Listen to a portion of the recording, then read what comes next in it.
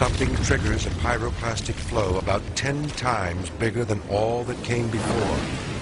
Within moments, it overwhelms the valley.